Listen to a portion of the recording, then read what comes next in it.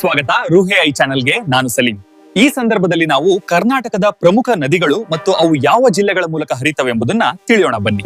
ಪಶ್ಚಿಮ ಘಟ್ಟದ ಮಹಾಬಲೇಶ್ವರದಲ್ಲಿ ಹುಟ್ಟುವ ಉತ್ತರ ಕರ್ನಾಟಕದ ಜೀವನಾಡಿಯಾದ ಕೃಷ್ಣಾ ನದಿ ನಮ್ಮ ರಾಜ್ಯದಲ್ಲಿ ಬಾಗಲಕೋಟೆ, ವಿಜಯಪುರ, ಕಲಬುರಗಿ ಮೂಲಕ ಹರಿದು ನಂತರ ತೆಲಂಗಾಣಕ್ಕೆ ಪ್ರವೇಶಿಸುತ್ತದೆ. ಕಾವೇರಿ ನದಿಯು ಬ್ರಹ್ಮಗಿರಿ ಬೆಟ್ಟದ ಕೊಡಗು ಜಿಲ್ಲೆ ತಲಕಾವೇರಿಯಲ್ಲಿ ಉದ್ಭವವಾಗಿ ಇದು ಕೊಡಗು, ಮೈಸೂರು, ಮಂಡ್ಯ, ಚಾಮರಾಜನಗರ ಜಿಲ್ಲೆಗಳ ಮೂಲಕ ಹರಿದು ನಂತರ ತಮಿಳುನಾಡಿಗೆ ಸೇರ್ತದೆ. ತುಂಗಾ ನದಿಯು ಶಿವಮೊಗ್ಗದ ಕುದುರೆಮುಖದಿಂದ ಹರಿಯುತ್ತದೆ. ಶಿವಮೊಗ್ಗ ಮತ್ತು ಭದ್ರಾವತಿಯ ಮೂಲಕ ಹರಿದು ಇದು ಕುಡ್ಲಿ ಬಳಿ ತುಂಗಭದ್ರಾವನ್ನ ಸೇರುತ್ತದೆ.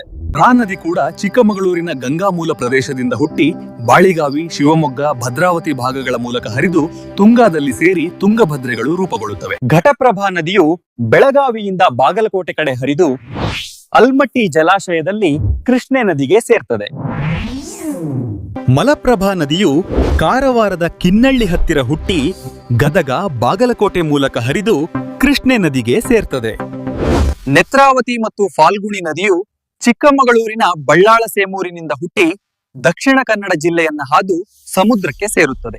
ತುಂಗಭದ್ರಾ ನದಿಯು ನಮ್ಮ ಇತಿಹಾಸ ಪ್ರಸಿದ್ಧ ವಿಜಯನಗರ ಸಾಮ್ರಾಜ್ಯಕ್ಕೆ ಜೀವ ಕೊಟ್ಟ ನದಿಯಾಗಿದ್ದು ಕೊಪ್ಪಳ, ಹಾವೇರಿ, ಬಳ್ಳಾರಿ, ವಿಜಯನಗರ, ರಾಯಚೂರು ಮೂಲಕ ಹರಿದು ನಂತರ ಆಂಧ್ರಕ್ಕೆ ಸೇರ್ತದೆ.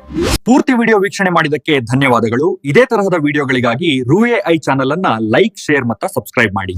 ನಮಸ್ಕಾರ.